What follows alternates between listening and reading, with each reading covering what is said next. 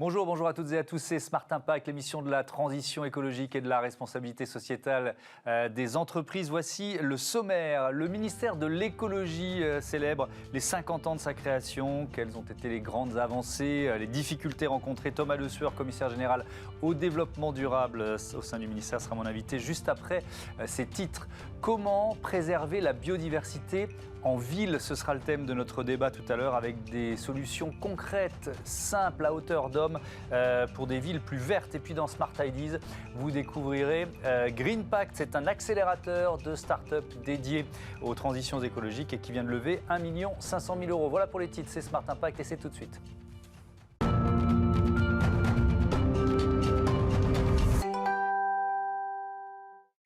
1971, date de la création d'un ministère de l'écologie. Pour célébrer ses 50 ans, Barbara Pompili, la ministre, annonce la création d'une plateforme qui retrace les moments forts de ce demi-siècle. Et on va regarder ce qui se trouve dans cette plateforme et puis prendre un peu de recul sur l'action écologique en France avec Thomas Le Sueur. Vous êtes donc, bonjour, bienvenue, commissaire général au développement durable au sein du ministère. On peut y trouver quoi, tiens d'ailleurs, peut-être décrire un peu cette plateforme? Alors, c'est une plateforme qui permet de voir un petit peu quelques jalons clés de l'action du ministère, de revenir un petit peu en image sur des moments d'actualité qui nous font sourire, parce que la manière d'expliquer les choses et le facteur de découverte à l'époque était grand, et ce sont souvent des choses auxquelles on s'est très largement habitué et avec lesquelles on vit et dont on ne voudrait pas. Auquel on ne voudrait pas renoncer aujourd'hui. Ouais, quels sont les principaux progrès? On va commencer par ça. Si vous deviez faire une petite liste rapide, parce qu'il y en a beaucoup, mais si vous deviez en choisir quelques-uns. Écoutez, il y en a beaucoup en effet, et c'est souvent méconnu, donc c'est l'occasion de l'évoquer. Par exemple, la qualité de l'air s'est considérablement améliorée en France. Ça ne veut pas dire qu'il n'y a pas des endroits où on dépasse les normes, mais en fait on a diminué les normes et amélioré la qualité. Mais c'est vrai dans de nombreux domaines. Même les émissions de gaz à effet de serre, elles sont en baisse depuis une trentaine d'années. Nous sommes à moins 20%, alors qu'au plan mondial, c'est plus 40%. Donc vous voyez, dans chacun des secteurs d'action de l'environnement, les choses s'améliorent. Et pourtant, la première fois, quand je suis allé sur la plateforme, je me suis dit, sur une frise chronologique, il y a quoi? Il y a d'abord 3 décennies un peu désastreuses, quoi. Si on prend 70, 80, 90, il ne se passe pas grand-chose. Si on est honnête.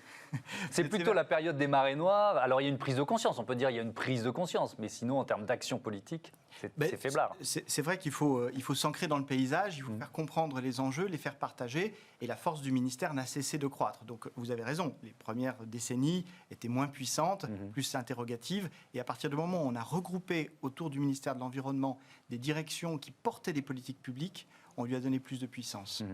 Donc il y a cette première phase, époque marée noire, première loi 76, la loi qui protège certaines espèces. Mais c'est vrai que si on parle biodiversité, il y a encore ça va être le thème du débat dans quelques minutes sur la biodiversité urbaine. C'est vrai que le WWF alarme depuis des années sur l'accélération de la disparition des espèces. C'est une priorité du ministère de l'écologie, mais depuis 2016 seulement. Comment vous analysez la montée en puissance de ces objectifs? On a l'impression d'une vraie accélération. Vous avez raison. L'action politique, elle repose aussi sur la prise de conscience et donc l'acceptation par les citoyens. Et donc tant qu'il n'y a pas une conscience partagée, qui parfois passe effectivement par des catastrophes et le constat de drames, eh bien, tant que cette prise de conscience n'est pas là, c'est difficile de faire des grandes lois et de faire de grandes avancées. Donc, en fait, ce sont aussi des témoins de notre prise de conscience collective. Et aujourd'hui, je crois qu'elle est forte sur le climat, de plus en plus forte sur la biodiversité. Et c'est tant mieux parce que nous avons de grandes choses à protéger. Réduire à zéro la perte de biodiversité, ça, c'est l'enjeu actuel. C'est possible, ça? Et c'est possible à quelle échéance?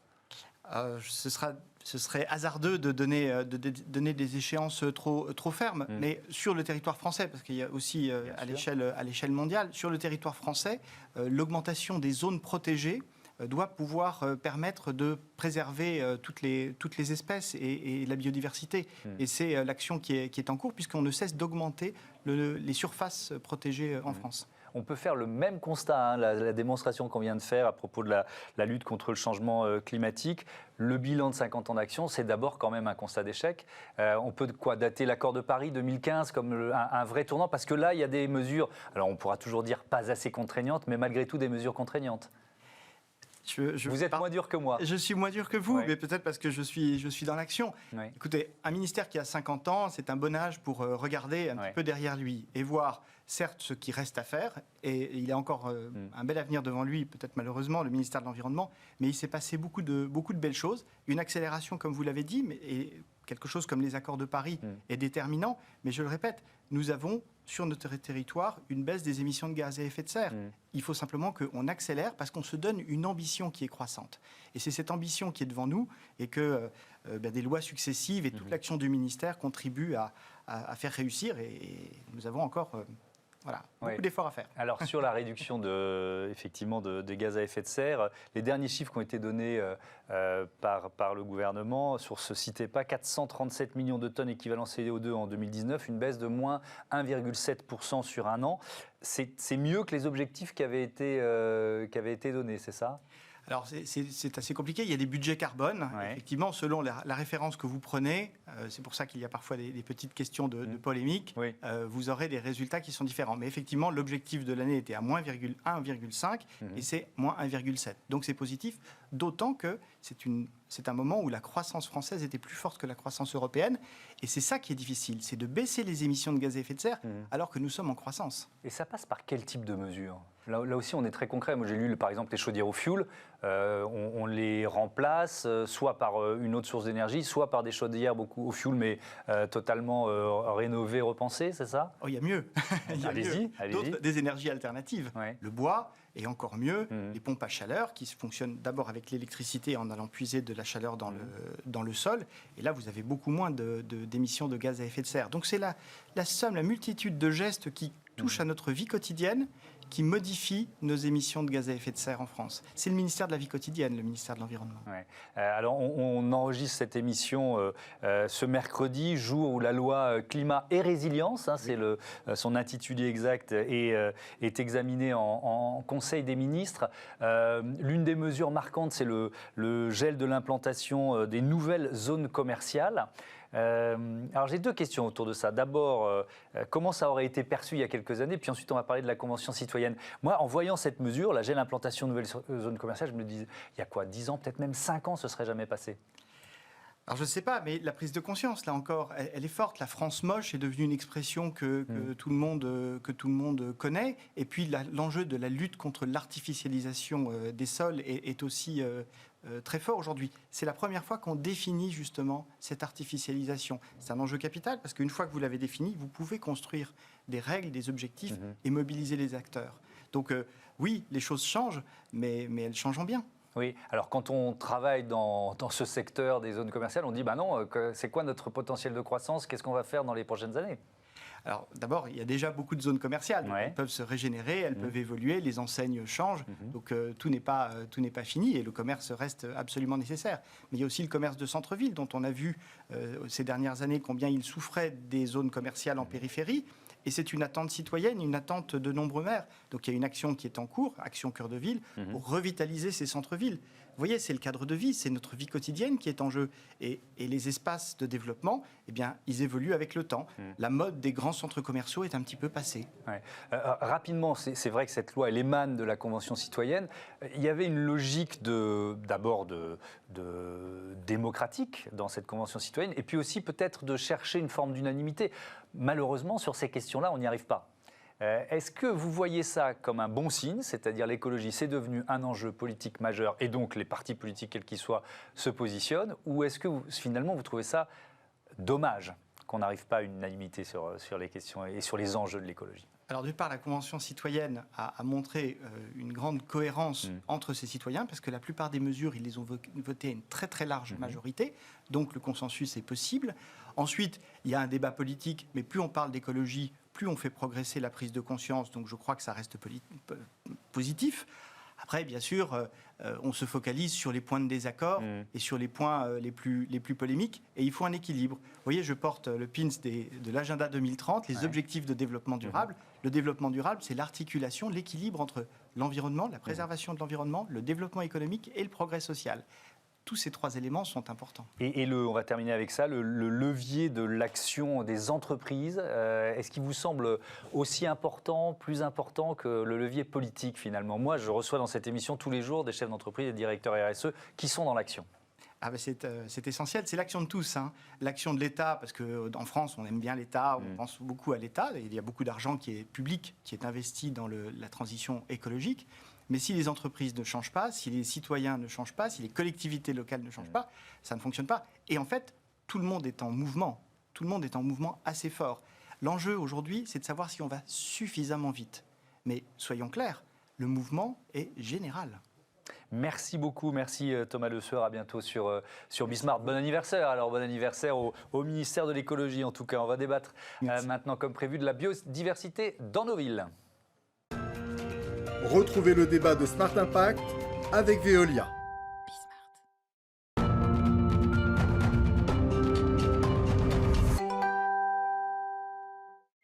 Replanter des arbres dans nos villes, y préserver la biodiversité, c'est le thème de notre débat tout de suite. Et je reçois Hugo Meunier, bonjour. Bonjour. Bienvenue, fondateur de la start-up éco-responsable. Merci Raymond. Et puis avec nous en visioconférence, Timothée Kellard. Bonjour et bienvenue, vous êtes directeur associé d'EcoDev. C'est un bureau de conseil qui accompagne entreprises et collectivités dans leurs actions de développement durable. Petite question rituelle, est-ce que vous m'entendez bien? Est-ce que la liaison est bonne? Parfaitement, merci. Parfait. Alors, je vais venir vers vous dans un instant, mais je commence d'abord avec vous, Hugo Meunier. Peut-être le constat pour commencer. À quel point elle est en danger? Est-ce que vous pouvez nous rappeler quelques symptômes de l'appauvrissement de la biodiversité dans nos villes?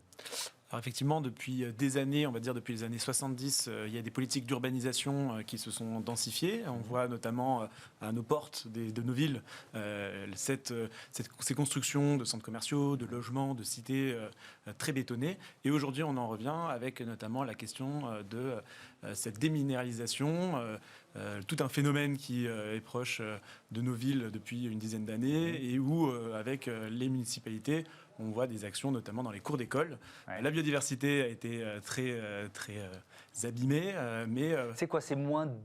Je vais être un peu basique, moins d'insectes, moins d'oiseaux, c'est quand on parle du règne animal, moins de plantes, moins d'arbres. Alors ça va être déjà un appauvrissement des sols, c'est-à-dire qu'il y a plein de micro-éléments dans les sols, on va avoir moins de minéraux et aussi de micro-éléments dans ces sols. On va avoir effectivement moins d'insectes, moins d'oiseaux, et on va aussi avoir une qualité de l'air qui va s'appauvrir et donc qui va abîmer aussi ce tissu urbain et notamment notre santé physique, puisque aujourd'hui l'humain est très présent dans les villes et le sera de plus en plus ces prochaines années. Alors c'est intéressant parce que juste avant vous, il y avait un représentant du ministère de l'écologie qui fait le bilan de 50 ans d'action et qui disait que la qualité de l'air s'était globalement améliorée en 50 ans. Timothée Kellard, on va rentrer un peu dans le concret, dans les actions que l'un et l'autre vous pouvez mener. Quels sont les leviers pour réintroduire, pour redonner de la richesse à la biodiversité, sachant qu'on ne peut pas forcément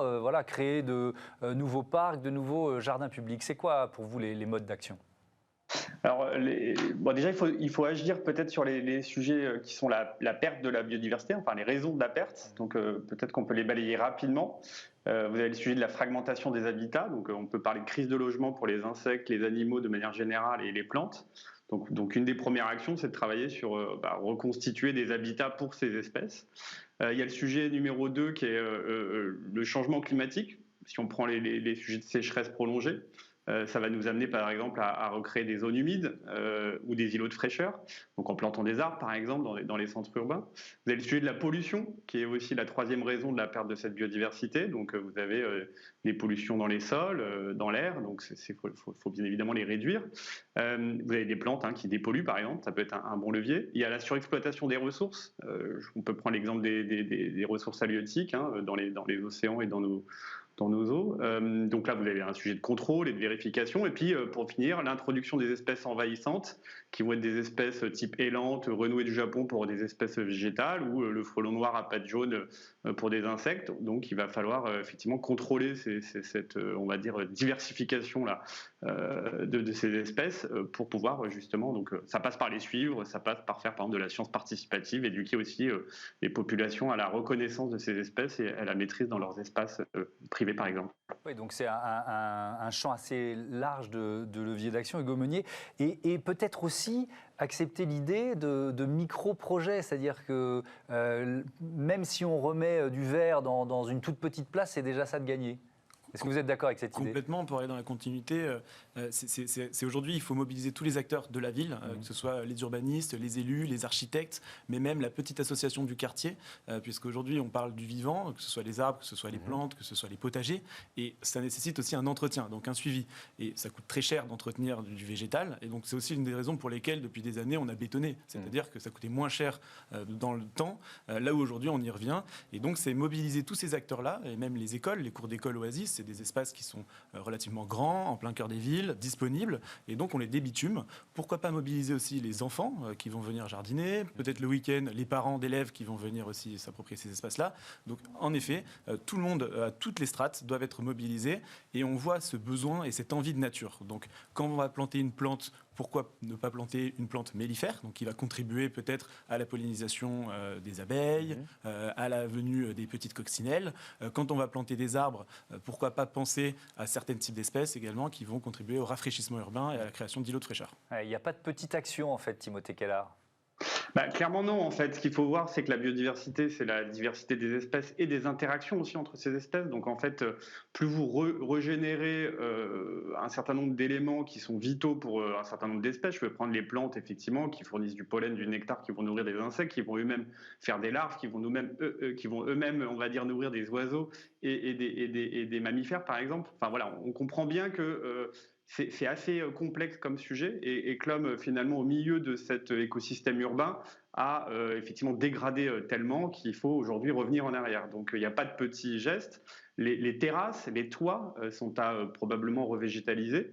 Et puis quand on disait de remettre du verre un peu partout, oui, à condition que le verre qu'on remet finalement est cohérent et répond à nos enjeux climatiques à venir ou en cours, puisqu'il faut aussi parler d'adaptabilité à ce sujet de changement climatique et de trouver finalement les bonnes espèces qui vont être, on va dire, durables dans ces nouveaux aménagements. Mais clairement, refleurir un parterre, on va dire un rebord de route, si on a un peu de terre ou de désartificialiser pour mettre des plantes mellifères par exemple, effectivement ça a toute son utilité et légitimité scientifique. Oui. On va, Hugo Meunier, voir quelques-unes des actions que vous menez avec Merci Raymond. Par exemple, reverdir les banlieues bétonnées. J'ai vu ça, il y a des projets notamment depuis quelques années à Grigny, la Grande Borne devenue la Green Borne. C'était quoi l'idée ? Qu'est-ce qui existe encore aujourd'hui ? Alors déjà, l'approche de Merci Raymond, c'est vraiment de remettre la nature dans la ville et de manière très concrète. Donc nous, dans l'équipe, on a des paysagistes, des jardiniers, des ingénieurs agronomes, des maraîchers. Et donc, on avait aussi une image très parisienne. On avait envie de casser ce côté bobo parisien du 11e pour caricaturer. Et on a eu envie de se challenger. Et donc, il y a 4 ans, on est allé dans des quartiers où on avait peut-être moins d'habitude. Et on est allé à la Grande Borne à Grigny avec le soutien du maire Philippe Rio qui nous a mis à disposition des espaces dans cette cité, qui est une des cités les plus difficiles de France et dans laquelle on a impliqué les habitants. On s'est inspiré du modèle de Détroit où il y a eu une crise de l'automobile et donc beaucoup de chômage. Et finalement, les habitants se sont mis à planter leurs légumes, les récolter. Et donc, ça contribue aussi à cette notion d'autosuffisance alimentaire, de résilience aussi des territoires. Et on s'est rendu compte qu'en impliquant les habitants, on avait moins d'incivilité et une réappropriation de ces espaces publics. Ça, c'est un bilan que vous pouvez faire, parce que ça fait combien d'années que vous y êtes ? Ça fait 4 ans. Ouais, donc quel bilan vous faites au bout de 4 ans ? On continue à y aller au printemps pour un peu défricher, replanter les végétaux qu'il faut sur la saison, mais on se rend compte qu'il y a tout un suivi des habitants pour qu'ils se sont réappropriés ces espaces-là. Et cette méthodologie-là, on l'a dupliquée dans d'autres quartiers, à Stein, en Seine-Saint-Denis dans le 93, à la Cité des Musiciens, au Murau, et on est en train d'essaimer un peu ces projets dans les banlieues, puisqu'il ne faut pas penser la ville qu'avec la ville, mais penser la ville avec le périurbain, qui est clé dans le développement de ces cités-jardins et aussi de ces poumons verts pour les urbains. Donc il y a une logique de jardin partagé. Timothée Kellard, les potagers pédagogiques, j'ai vu ça faisait notamment partie de vos leviers d'action. Vous en avez conseillé beaucoup, fait installer beaucoup ? Oui, on a alors beaucoup, en tout cas un certain nombre. On a travaillé avec des projets assez ambitieux sur des potagers hors sol, donc sur des toits, terrasses, parkings de plusieurs milliers de mètres carrés d'aménagement. Effectivement, c'est un sujet qui crée du lien social, c'est un sujet hyper intéressant parce que attractif et qui crée de la communication autour des végétaux, de la nature, et qui a une réelle utilité s'ils sont bien faits. Alors, il faut quand même tempérer, j'ai envie de dire, à un certain moment les potagers, puisqu'on a un tiers des sols dégradés et une bonne partie en région Île-de-France, par exemple, ou dans les grosses agglomérations qui sont polluées. Donc, il y a aussi tout cet accompagnement qu'on adresse aujourd'hui qui est de conseiller au mieux pour que ces potagers soient durables, viables, et qu'on évite, par exemple, de faire des potagers dans des sols avec des métaux lourds qui pourraient se retrouver dans les fruits et légumes. Donc il y a un vrai sujet d'accompagnement à la fois pédagogique, technique, de respect aussi des normes, et d'anticiper le projet pour le faire vivre, puisque tout le monde est motivé au printemps ou aux belles périodes et un peu moins à d'autres. Donc il faut éviter effectivement de laisser trop à l'abandon ces sujets. Et je voulais faire une dernière remarque sur le sujet de la biodiversité, puisque du coup, si on parle d'urbanisme, d'architectes dans les centres-villes, vous avez aujourd'hui beaucoup de labels et de nouvelles démarches qui intègrent ces sujets. C'est un bon début. Il faut aller beaucoup plus loin. Par contre, il faut aussi aller un tout petit peu plus loin dans la réflexion en pensant aussi biodiversité grise, c'est-à-dire l'impact que les matériaux de construction pourraient avoir sur des zones riches en biodiversité qui ne sont pas dans les villes. Je vais prendre des zones où on a des carrières, du sable qui sont récupérés pour faire du béton, du bâtiment. Donc il y a aussi une réflexion deuxième niveau, j'ai envie de dire, qui est d'aller regarder derrière le premier affichage quelles sont les conséquences de nos activités sur la biodiversité qu'on ne voit pas directement. Et on peut reprendre un dernier exemple, et j'aurai fini sur ces sujets, mais les trames vertes, bleues et noires maintenant, par exemple, éviter d'allumer à tout va, on va dire, nos villes qui dérèglent un certain nombre d'écosystèmes ou d'équilibres d'espèces. Je prends les moineaux qui ont du mal à dormir, ou les pigeons, ou les insectes qui sont perturbés par les cycles des lumières la nuit. C'est aussi des impacts qu'on a du mal à identifier, qui sont assez conséquents et qu'il faut réduire. Hugo Meunier, pour conclure, vous nous rappelez pourquoi vous avez nommé votre entreprise, votre start-up Merci Raymond? Alors Raymond, c'est mon grand-père qui est agriculteur dans le Sud-Est. Alors maintenant, il est à la retraite, mais effectivement, la mission que s'est donnée Merci Raymond, c'est de remettre cette campagne dans la ville et donc de revaloriser ces métiers agricoles. Et aujourd'hui, on est très fiers puisqu'on a pu planter des dizaines de milliers de végétaux dans les villes. On travaille dans plus d'une dizaine de villes en France et on commence même à s'exporter au niveau européen, au Luxembourg, au Portugal et même en Belgique. Et on est une quarantaine de personnes très motivées et on essaie d'impliquer le plus d'habitants possible. Donc on est dans une belle lancée, on croit beaucoup à cette ville verte et à cette ville nature, mais effectivement, il ne faut pas non plus que ça devienne un cheval de Troie dans des projets immobiliers. Et donc, il faudra avoir aussi du recul et du coup être assez rigoureux dans la véracité et l'efficacité des projets menés et que ce ne soit pas quelque chose de déceptif puisque, comme on l'a dit tout à l'heure, l'entretien et le suivi derrière est clé et notamment les modèles économiques aussi rattachés à ces projets de ferme urbaine sont à prendre en compte. Et quand aujourd'hui on va projeter une ferme urbaine ou une ferme périurbaine, il faut penser aussi à quelles vont être les sources de revenus. Merci beaucoup. Merci Hugo Meunier, merci Timothée Keller. À bientôt sur Bismart. Bon vent à vos deux entreprises. On termine avec un accélérateur de start-up éco-responsable. Vous allez découvrir GreenPact. Smart Ideas avec BNP Paribas. Découvrez des entreprises à impact positif.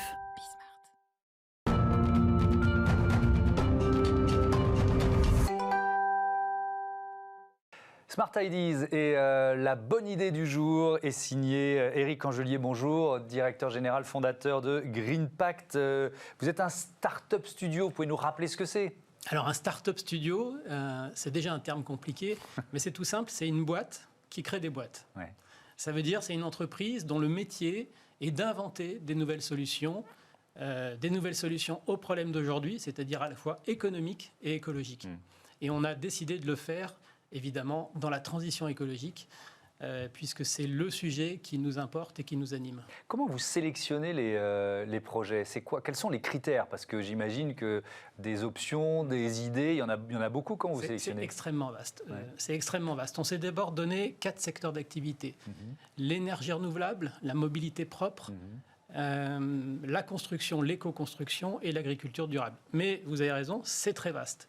À l'intérieur de ça, en fait, on fait confiance à nos indicateurs. On fait une veille de ce qui se passe un peu dans le monde sur ces sujets. Et puis, on va chercher des deep tech à l'intérieur des labos. On se rend compte à la fois quels sont les pain points, les problèmes qu'on a à résoudre dans notre société au quotidien, et en même temps, quelles sont les opportunités à la fois technologiques ou simplement de changement de business model qu'on peut prendre en main pour inventer des nouvelles solutions. Quand vous choisissez une start-up en création, vous l'accompagnez, c'est quoi l'accompagnement? C'est lever de l'argent, c'est donner des conseils, ça consiste en quoi? En fait, il y a deux choses. Je le disais, on est entrepreneur de nos propres projets, c'est-à-dire nos propres idées sur lesquelles on développe nos propres solutions, et puis ensuite on va chercher des entrepreneurs pour porter l'offre sur le marché, ce qu'on vient de faire à la fois avec Enerpact et avec WESC, à la fois pour le photovoltaïque et pour la mobilité électrique.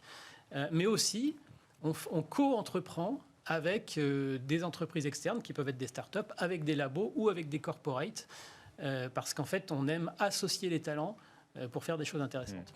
L'entreprise, vous l'avez créée avec une trentaine d'entrepreneurs, c'est ça? Exactement. Donc vous levez collectivement 1,5 million d'euros pour lancer l'idée. Mais là, il faut accélérer. Expliquez-moi pourquoi et comment. Mais en fait, l'entreprise, on l'a lancée déjà avec un start-up studio existant au départ, qui s'appelle Wahoop, qui fait ce métier-là depuis 6 ans. Et puis on a décidé de créer une filiale dédiée à la transition écologique. Mais on a décidé de le faire en groupe.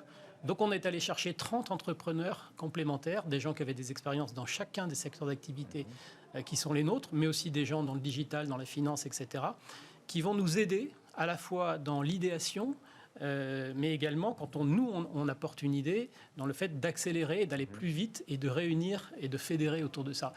Et comme ça se passe bien et qu'on a des tas d'idées, on a décidé de lancer tout de suite le deuxième étage de la fusée, c'est-à-dire d'aller lever entre 10 et 30 millions d'euros pour financer les 10 ans qui viennent et les 20 à 30 ou 40 entreprises qu'on a envie de lancer.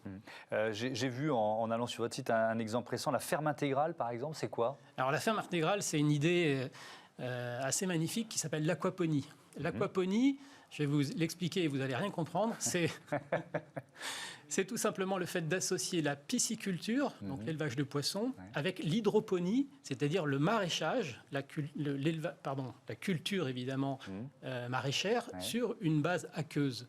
Et en fait, quand vous associez les deux, vous pouvez tout simplement, avec les déchets de poissons, les cacas de poissons, nourrir les plantes qui filtrent l'eau qui va revenir aux poissons. Voilà. Et cette idée-là, c'est très clair, j'ai tout compris. C'est une idée intéressante, c'est une idée extrêmement écologique, c'est une idée pour produire de la protéine animale à des coûts et à des systèmes écologiques extrêmement positifs. Bon, c'est un peu compliqué à réaliser et on va essayer d'aider autant qu'on peut le porteur de cette idée de la ferme intégrale.